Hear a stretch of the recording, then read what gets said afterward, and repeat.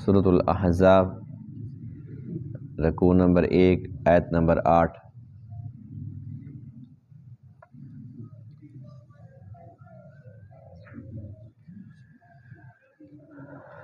اعوذ باللہ من الشیطان الرجیم،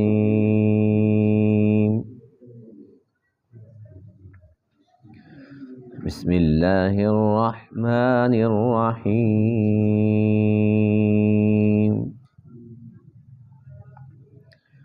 یا ایہا الذین آمنوا اذکروا نعمت اللہ علیکم اذ جاءتکم جنود فأرسلنا علیہم ریحا وجنودا لم تروها وکان اللہ بما تعملون بصیرا۔ اذ جاءوكم من فوقكم ومن أسفل منكم وإذ زاغت الأبصار وبلغت القلوب الحناجر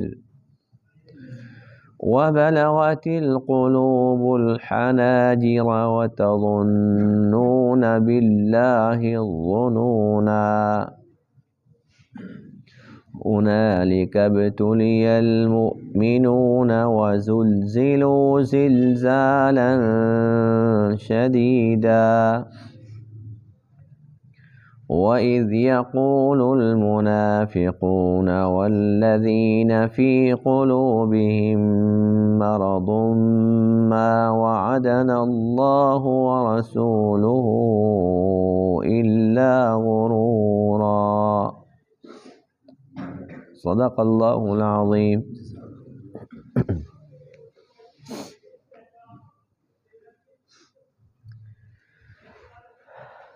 آج کے درس میں ان آیات کریمہ کے اندر غزوہ احزاب، غزوہ خندق کا تذکرہ ہے۔ یہ ایک بہت ہی مشکل گھڑی تھی۔ ان آیات کے ترجمے سے بھی کچھ نہ کچھ اندازہ تو ہو سکتا ہے، لیکن جو حقیقت ہے، جو وہ کیفیات تھی، اس کو لفظوں میں بیان کرنا ناممکن سی بات ہے۔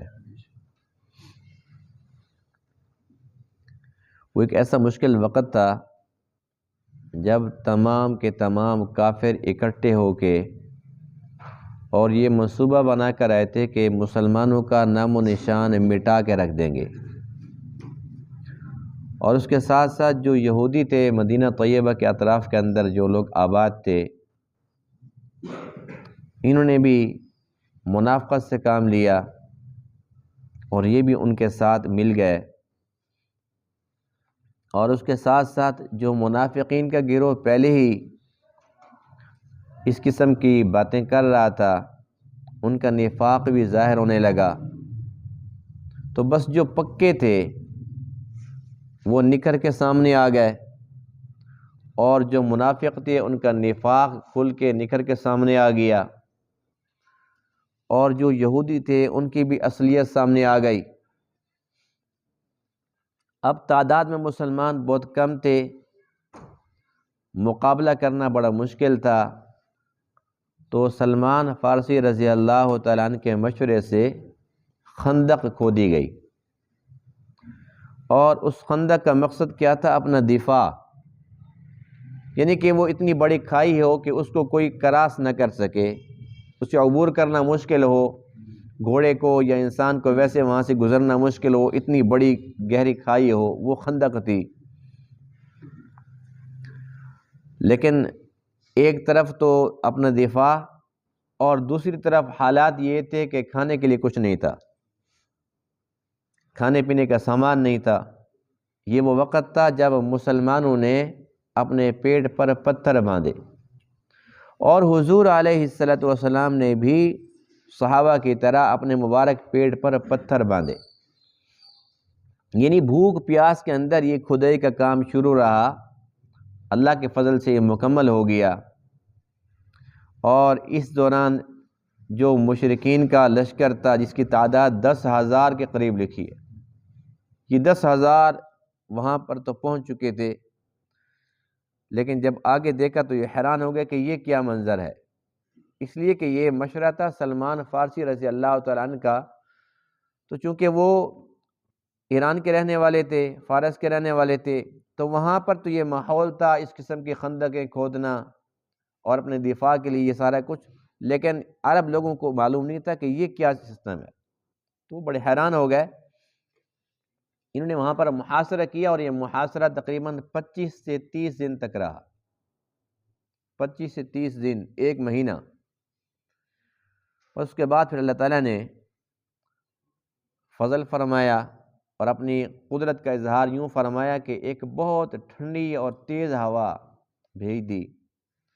اللہ فرماتے ہیں کہ ساتھ ساتھ میں نے وہ لشکر بھی بھیجے جو تمہیں نظر نہیں آ رہے تھے، یعنی کہ فرشتے بھی آ گئے۔ بس اس کے بعد پھر کیا تھا کہ وہ سارے کے سارے بھاگنے کے لیے وہ پر تول رہے تھے، منصوبہ ان کا کچھ اور تھا، اللہ کا منصوبہ کچھ اور تھا، وہ اپنے منصوبے کے اندر ناکام رہے اور اللہ کا منصوبہ کامیاب ہو گیا، وہ سب کے سب بھاگ گئے۔ اس وقت جو کیفیات تھی وہ کیا تھی؟ اللہ فرماتے ہیں کہ تمہاری آنکھیں پتھرائی ہوئی تھی، دل تمہارے وہ گلے تک پہنچے ہوئے تھے، جیسے کہتے ہیں نا کلیجہ منہ کو آتا ہے، ایک مثال ہے۔ تو وہ محاورہ اس وقت بالکل 100% پورا اتر رہا تھا، اور عجیب قسم کے خیالات، پتہ نہیں کیا ہوگا، پتہ نہیں کوئی زندہ بچے گا کہ نہیں بچے گا، پتہ نہیں ہمارے گھر والوں کا کیا حال ہوگا، بچوں کا کیا بنے گا، اس قسم کے خیالات چل رہے تھے۔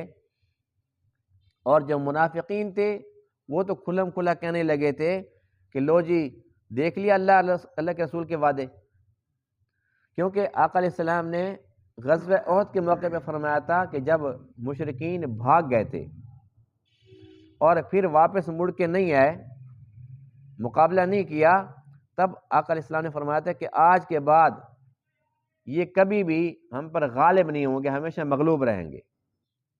بس اب یہ بھاگ گئے ہیں تو اب یہ بھاگ گئے۔ تو منافق کہنے لگے کہ وہ نبی کا وعدہ کہاں گیا، نعوذ باللہ من ذالک، بھئی ہم غالب رہیں گے مغلوب، یہاں تو حالت یہ ہے کہ ہمارے پاس نہ کچھ کھانے کے لیے، نہ پینے کے لیے، نہ اوڑھنے کے لیے کوئی ڈھنگ کے کپڑے ہیں ہمارے پاس، سر چھپانے کی جگہ نہیں ہے، اور لشکر ہمارے سر کے اوپر چڑھا کھڑا ہے، ان کی باتیں سنو، اس قسم کی باتیں کر رہے تھے۔ اللہ فرماتے ہیں کہ یہی ایک آزمائش کی گھڑی تھی، یہی ایمان چیک کیا جا رہا تھا کہ ایمان ہے یا نہیں ہے، دودھ کا دودھ اور پانی کا پانی۔ اللہ تو جانتا ہی ہے، اللہ کو تو پہلے ہی معلوم تھا، لیکن اللہ تعالیٰ ایمان والوں کا ایمان ظاہر کر رہا تھا کہ سب کے سامنے آ جائے۔ اور اس وقت منافقین کا جو نفاق تھا اللہ تعالیٰ نے اس کو ظاہر کر دیا، جانتا اللہ تعالیٰ پہلے ہی تھا، ظاہر کر دیا تاکہ ایمان والوں کو پتہ چل جائے کہ ان کی اوقات کیا ہے، ان کی حیثیت کیا ہے۔ تو اللہ فرماتے ہیں کہ بس وہ ایک امتحان کی گھڑی تھی، ایمان والوں کو بہت اچھی طریقے سے آزمایا گیا، وہ اس امتحان کے اندر کامیاب نکلے، اور منافقین وہ پکے منافق نکلے، ان کو بھی آزمایا گیا تو ان کا نفاق بھی کھل کر سامنے آ گیا۔ اسی بات کا تذکرہ ہے، یا ایھا الذین آمنوا، اے ایمان والو، اذکروا نعمت اللہ علیکم، تم یاد کرو اللہ کی اس نعمت کو جو اس نے تم پر کی، اذ جاءتکم جنود، جب تمہارے پاس لشکر آئے۔ لفظی ترجمہ یہی ہے، جاءتکم کا معنی ہوتا ہے آنا، یعنی کہ آئے تمہارے پاس، اذ جاءتکم تمہارے پاس آئے، لیکن یہاں پر مراد یہ کہ جب وہ حملہ آور ہوئے، حملہ کرنے کے لیے آئے وہ، فَأَرْسَلْنَا عَلَيْهِمْ رِيحًا، بس ہم نے ان پر ایک ہوا بھیج دی، وَجُنُودًا، اور ایسے لشکر لم تروہا، جو آپ نے دیکھے نہیں، وَكَانَ اللَّهُ بِمَا تَعْمَلُونَ بَصِيرًا، اور اللہ تعالیٰ جو کچھ بھی تم کرتے تھے اس کو دیکھنے والا تھا۔ اِذْ جَاءُوكُم مِّن فَوْقِكُم، جب وہ لشکر آئے تمہارے اوپر سے، وَمِنْ أَسْفَلَ مِنْكُمْ، اور تمہارے نیچے کی جانب سے، اس سے مراد شرقی سائڈ اور غربی سائڈ ہے، جو نچلا علاقہ تھا وہ مشرقی سائڈ پہ تھا، اسفل منکم، وَإِذْ زَاغَتِ الْأَبْصَارُ اور جب آنکھیں پتھرا گئی، وَبَلَغَتِ الْقُلُوبُ الْحَنَاجِرَ اور پہنچ گئے قلوب جو دل تھے وہ کہاں پہنچ گئے؟ حناجر، گلے کو پہنچ گئے، یعنی کہ جیسے انسان کی جان نکلنے کا وقت ہوتا ہے بس وہ کیفیات تھی۔ وَتَظُنُّونَ بِاللَّهِ الظُّنُونَ اور تم گمان کر رہے تھے اللہ کے بارے میں مختلف گمان، اللہ پتہ نہیں کیا کرے گا اب۔ هُنَالِكَ ابْتُلِيَ الْمُؤْمِنُونَ اس وقت آزمائے گئے ایمان والے، وَزُلْزِلُوا زِلْزَالًا شَدِيدًا اور وہ اچھے طریقے سے، بہت سخت طریقے سے جھنجھوڑے گئے۔ وَإِذْ يَقُولُ الْمُنَافِقُونَ اور اس وقت منافق کہنے لگے، وَالَّذِينَ فِي قُلُوبِهِم مَرَضٌ اور وہ جن کے دلوں کے اندر مرض ہے، یعنی کہ نفاق کا مرض تھا، کیا کہنے لگے؟ مَا وَعَدَنَا اللَّهُ وَرَسُولُهُ نہیں کیا وعدہ اللہ اور اس کے رسول نے ہمارے ساتھ الا غرورا مگر دھوکے کا، نعوذ باللہ من ذالک، کہنے لگے اللہ اس کے رسول نے ہمیں دھوکہ دے دیا۔ غزوہ احزاب، اس کو غزوہ خندق بھی کہا جاتا ہے، یہ ہوا 5 ہجری میں۔ کب ہوا؟ 5 ہجری میں۔ اور اس کی ابتدا کیسے ہوئی؟ 2 قبیلے تھے یہودیوں کے، بنو قریظہ اور بنو نذیر۔ جو بنو نذیر تھے یہ گئے مشرکین کے جو بڑے بڑے سردار تھے ان کو ملے اور ان کو اعتماد میں لیا کہ ہم بھی تمہارے ساتھ ہیں، بس آؤ اور آ کر ان کا کام تمام کرو۔ اور اس کے بعد پھر گئے یہ غطفان والوں کے پاس، ان کو بھی ساتھ ملایا۔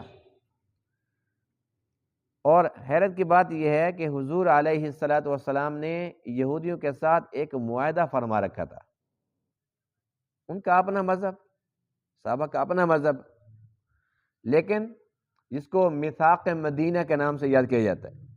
اللہ کے نبی نے ان کے ساتھ معاہدہ فرمایا تھا کہ اگر باہر سے کوئی حملہ آور ہمارے اوپر ہوگا، جیسے مشرکین مکہ آ جاتے ہیں، تو اس معاملے کے اندر ہم سب ایک ہوں گے۔ اگر کوئی ہمارے ساتھ لڑائی کرے گا اس کا مطلب یہ ہے کہ تمہارے ساتھ لڑائی ہو رہی ہے، ہم تمہارا ساتھ دیں گے، اور ہمارے اوپر لڑائی ہوگی تو تم ساتھ دو گے، تمہارے اوپر ہوگی تو ہم تمہارا ساتھ دیں گے۔ اب یعنی کہ آپس کے اندر معاہدہ بھی تھا، لیکن یہودی تو پھر یہودی ہیں، ازل سے یہ اسلام اور مسلمانوں کے دشمن ہیں۔ معاہدہ ہونے کے باوجود انہوں نے اندر سے ساری کہانی اکٹھی جوڑ لی، اور جب لشکر تیار ہوا تو جو بنو قریظہ کے لوگ تھے جو مدینہ کے اندر آباد تھے وہ بھی منافق نکلے اور اس معاہدہ سے پھر گئے، کہنے کہ 10,000 کا لشکر ہے، مسلمان تو مریں گے، ہم کیوں مریں؟ ہم تو اس نبی پر ایمان ہی نہیں رکھتے، ہمیں کیا ضرورت ہے ہم ان کے ساتھ مریں؟ تو یہ بھی پیچھے ہٹ گئے، جو منافقین تھے وہ بھی پیچھے ہٹ گئے۔ اب ایمان والے تھے تعداد میں کم، جو خالص بچے وہ تھے کل 700، اور کافر کتنے تھے؟ 10,000۔ اب 10,000 آئے اور آگے ہوں ٹوٹل 700، اور 700 ان کی حالت یہ ہے کہ کچھ کھانے کے لیے نہیں ہے، کچھ پینے کے لیے نہیں ہے، اور صحابہ فرماتے ہیں کہ ہماری حالت یہ ہے، حضرت حذیفہ فرماتے ہیں کہ میرے پاس سردی سے بچاؤ کے لیے ایک چھوٹی سی چادر تھی جو میں اپنی بیوی سے لے کے آیا تھا، اور وہ میرے گھٹنوں تک آتی تھی، اور میں نے سر جو ہے نا وہ گھٹنوں کے نیچے دبا رکھا تھا، اکثر کی حالت یہ تھی۔ تو ان حالات کے اندر یہ بھی بہت بڑی بات ہے کہ اتنی بڑی خندق کھود دی گئی۔ اللہ کے نبی علیہ السلام نے 10 بندوں کو فرمایا کہ 10 بندے مل کر 40 گز تک کھدائی کریں گے، 3.5 میل خندق 6 دن میں تیار ہو گئی۔ اور اس دوران بے شمار معجزات بھی صحابہ نے دیکھے، جب اللہ کے نبی علیہ السلام نے کدال ماری اور پتھر ٹوٹا تو آپ نے فرمایا کہ اللہ تعالیٰ نے مجھے شام کے محلات دکھائے، مجھے یہ دکھایا کہ جو قیصر و کسریٰ کے علاقے ہیں یہ ہمارے پاس آئیں گے، فرمایا کہ مجھے مدائن کے محلات دکھائے گئے، مجھے یمن دکھایا گیا۔ یہ ساری کی ساری باتیں صحابہ سن رہے تھے، ان کو تو یقین تھا، لیکن منافق باتیں بنا رہے تھے کہ ادھر کہتے ہیں شام فتح ہوگا، ادھر کہتے ہیں کہ ایران فتح ہوگا، ادھر کہتے ہیں کہ مدائن، ادھر کہتے ہیں یمن، باتیں ان کی سنو اور حالات ان کے دیکھو، کیونکہ ان کے اندر چونکہ ایمان نہیں تھا، یقین نہیں تھا، تقوی نہیں تھا، اس لیے انہوں نے تو باتیں بنانی تھی، لیکن جو مسلمان تھے وہ پکے تھے الحمدللہ، انہیں اللہ کی بات پر، اللہ کے نبی کی بات پر پکا یقین تھا، بھروسہ تھا کہ جو کچھ اللہ کے نبی فرما رہے ہیں یہ حق سچ ہے۔ اور 10,000 لشکر جو تھا اس کی قیادت کون کر رہا تھا؟ ابو سفیان رضی اللہ تعالیٰ عنہ۔ ابھی تک یہ مسلمان نہیں ہوئے تھے، کیونکہ یہ مسلمان ہوئے ہیں 8 ہجری میں جب مکہ فتح ہوا، یہ بات ہے 5 ہجری کی۔ اب یہ یہاں پر آ گئے، اب کچھ خون ایسا ہوتا ہے نا جس کا خون گرم ہوتا ہے، ایسے لوگ بھی ہوتے ہیں، تو ان 10,000 میں سے یعنی زیادہ جنگ تو نہیں ہوئی لیکن ایک چھوٹی سی جھڑپ ہوئی ہے۔ عمر ایک شخص تھا جو بڑا ہی پہلوان، عمر ابن عبد ود عامری، یہ ایک بڑا پہلوان تھا اور بہت ہی خطرناک قسم کا، بڑا مشہور تھا قریش کے اندر، اس کا بڑا نام تھا۔ اس نے کیا کیا کہ 2-4 ساتھیوں کو لے کے اور اس نے گھوڑے کے اوپر، گھوڑے کو بھی زبردستی چھلانگ لگوا کے اور یہ خندق کراس کر کے پہنچ گیا مسلمانوں کے سر پہ۔ جب یہ پہنچا تو صحابہ پریشان ہو گئے کہ اب کیا ہوگا؟ تو حضور علیہ السلام نے صحابہ کی طرف دیکھا کہ کوئی اس کا مقابلہ کرے، لیکن ہمت کسی کے اندر نہیں تھی۔ تب اللہ کے نبی نے حضرت علی کو حکم ارشاد فرمایا، علی آگے بڑھو۔ حضرت علی شیر خدا تھے، پھر اللہ کے نبی کی پاور ساتھ ملی ہوئی تھی، اللہ کے نبی کی تائید ملی ہوئی تھی، اللہ کے نبی کا حکم تھا، آرڈر تھا، تو آپ آگے بڑھے اور تھوڑی دیر لڑائی ہوتی رہی، اس کے بعد آپ نے اس کا سر تن سے جدا کر دیا۔ اس کے بعد کافر ڈر گئے کہ اتنا بڑا پہلوان اگر وہ نہیں بچا ہمارے ساتھ کریں گے کیا؟ یہ اللہ تعالیٰ کی طرف سے کہ مدد تھی۔ تو بس جنگ صرف اتنی ہوئی، لیکن محاصرہ تھا لمبا، 25 دن یا 30 دن تک یہ محاصرہ جاری رہا۔ وہ اس طرف بیٹھے ہوئے ہیں، مسلمان اس طرف بیٹھے ہوئے ہیں، اور یہ جو مدینہ طیبہ ہے اس سے آگے نکل کے جس طرف اوت پہاڑ ہے اس ایریے کی طرف یہ آگے نکلے ہوئے تھے، اور جو پیچھے گھر والے تھے، عورتیں بچے، وہ گھروں کے اندر تھے، اور وہاں پر تھے بنو قریظہ کے یہودی۔ مسلمان یہ پریشان تھے کہ اگر یہاں پر ہمارے ساتھ تھوڑی سی ان بن ہوئی تو ہمارے بچوں اور عورتوں کا کیا بنے گا؟ وہاں پر یہودی بیٹھے ہوئے بنو قریظہ والے، یعنی ادھر بھی پریشانی تھی، بڑا ہی ایک مشکل، بہت ہی مشکل گھڑی تھی یہ۔ تو اللہ تعالیٰ نے ایسا کرم فرمایا کہ ایسی ہوا چلی جو نظر بھی نہیں آتی، دیکھو، اور ہوا اتنی تیز تھی، ایسی ٹھنڈی تھی کہ ان کو اپنی پڑ گئی، جو ان کی ہنڈیاں تھی وہ الٹ گئی، اور ان کے جو جانور تھے وہ مرنے لگے، جنہوں نے خیمے لگا رکھے تھے ان کی رسیاں ٹوٹ گئی، تو یہ سردی سے مر رہے تھے۔ سب سے پہلے ابو سفیان نے نعرہ لگایا کہ جان بچاؤ اور نکلو یہاں سے۔ بس جب سردار بھاگے پھر سب نے پیچھے بھاگنا تھا، تو وہ بھی سب کے سب بھاگے، اور اس طریقے سے اللہ تعالیٰ نے ایمان والوں کی مدد فرما دی، اور یہ سب کے سب بھاگ گئے، یعنی کہ یہ خود پسپا ہو گئے۔ کتنی بڑی ذلت کی بات ہے، منصوبہ کیا تھا کہ آج کسی ایک کو بھی زندہ نہیں چھوڑیں گے، اپنے بندے مروا کے، اور 10,000 کا لشکر بھاگ کے چلا گیا، اور 700 جمع رہا۔ اس دوران ایک چھوٹی سی جھلک جس کا تذکرہ حضرت حذیفہ فرماتے ہیں، یہ ایمان تازہ کرنے کے لیے عرض کر رہا ہوں۔ ایک مرتبہ حضرت حذیفہ رضی اللہ تعالیٰ عنہ بیٹھے ہوئے تھے ایک مجلس کے اندر، اور اس مجلس کے اندر تابعی لوگ تھے، یہ اللہ کے نبی کا دور نہیں پایا، صحابہ کے ساتھ ملاقات ہوئی، تو ان کے ساتھ باتیں کر رہے تھے، تو وہ تابعی کہنے لگے حضرت حذیفہ کو کہ تم بڑے خوش نصیب ہو، اللہ کے نبی کا تم نے دور پایا ہے، کاش کہ ہم اس وقت ہوتے تو ہم کیا کرتے؟ اللہ کے نبی کو قدم ہی زمین پہ نہ ٹکانے دیتے، بس گردن حاضر کر دیتے۔ جذبہ تھا۔ حضرت حذیفہ فرماتے ہیں کہ تمہارا جو جذبہ ہے یہ دیکھ کر میں یہ چاہ رہا ہوں کاش کہ میرا ایمان بھی ایسا ہوتا جیسے تیرا ایمان ہے۔ سبحان اللہ۔ یعنی صحابی کہہ رہے تابعی کو، فرمایا کہ دیکھو ہم نے تو نبی کو دیکھا ہے، تم نے دیکھا نہیں، پھر اتنا جذبہ۔ پھر اس کے بعد فرمایا کہ اچھا اب میں بتاتا ہوں کہ غزوہ احزاب کے موقع پر ہمارے ساتھ کیا ہوا تھا۔ یہ بتانے کا مقصد کیا تھا کہ آج تم یہ کہہ رہے ہو نا، جب ہم ہوتے تو ہم گردن حاضر کر دیتے، جو حالات تھے اس وقت تم ہوتے تو کرتے کیا۔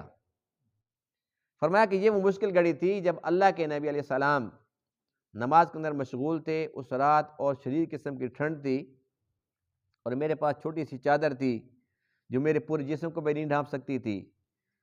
فرمایا کہ اللہ کے نبی، اندھیرا تھا بہت شدید، جیسی بات ہے لیٹے کہاں تھی اس وقت۔ اللہ کے نبی علیہ السلام فرماتے ہیں کہ کون ہے تم میں سے جو جائے اور دشمن کی خبر لے کر آئے، اور فرمایا کہ اس کے لیے خوشخبری یہ ہے کہ اس کو اللہ تعالیٰ اس کے بدلے میں جنت عطا فرمائیں گے۔ حضرت حذیفہ فرماتے ہیں کہ کسی طرف سے کوئی آواز نہیں نکلی، اتنی مشکل گھڑی تھی، آواز کہیں سے نہیں ہے کہ جی میں حاضر، کہیں سے آواز نہیں آئی۔ اللہ کے نبی پھر نماز کے اندر مشغول ہو گئے، پھر نماز سے فارغ ہوئے، پھر پوچھا کون ہے جو جائے اور میری طرف سے یہ خوشخبری ہے جنت بھی ملے گی اور خیریت سے واپس بھی آئے گا، اور فرمایا کہ مجھے اللہ کے ذات سے امید ہے کہ جنت کے اندر وہ میرا پڑوسی بھی بنے گا۔ کتنی بڑی آفریں آ گئی۔ حضرت حذیفہ فرماتے ہیں کہ اس آفر کے باوجود بھی کوئی نہیں ہلا، کہیں سے آواز نہیں آئی۔ وجہ کیا آتی کہ پیٹ میں کچھ نہیں تھا، انسان چل ہی نہیں سکتا تھا، اور اس وقت حالت یہ تھی کہ سردی سے بچاؤ کے لیے کوئی ڈھنگ کا کپڑا بھی نہیں تھا، پھر خالی پیٹ تھا، پھر دشمن کے پاس جانا ہے تو انسان چلے گا کیسے۔ اللہ کے نبی پھر نماز کے اندر مشغول ہو گئے۔ حضرت حذیفہ نے بات کیوں بتائی کہ اب جو کہہ رہے ہیں جب صحابہ چپ تھے جنہوں نے اللہ کے نبی کا دیدار کر رکھا تھا، تم جو بیٹھ کے دعوے کر رہے ہوتے تو لگ پتہ جاتا، دعوے تو بڑے آسان ہیں۔ فرمایا کہ اللہ کے نبی پھر نماز کے اندر مشغول ہو گئے۔ اب جو نماز سے فارغ ہوئے تو اب یہ نہیں فرمایا کون ہے جس کے لیے کوئی یہ خوشخبری ہو، فرمایا کہ حذیفہ کہاں ہے۔ تو حذیفہ فرماتے ہیں کہ بس اب تو بات ہی ختم ہو گئی، جب میرا نام لیا تو میں نے کہا جی میں حاضر، حکم ارشاد فرمائیں۔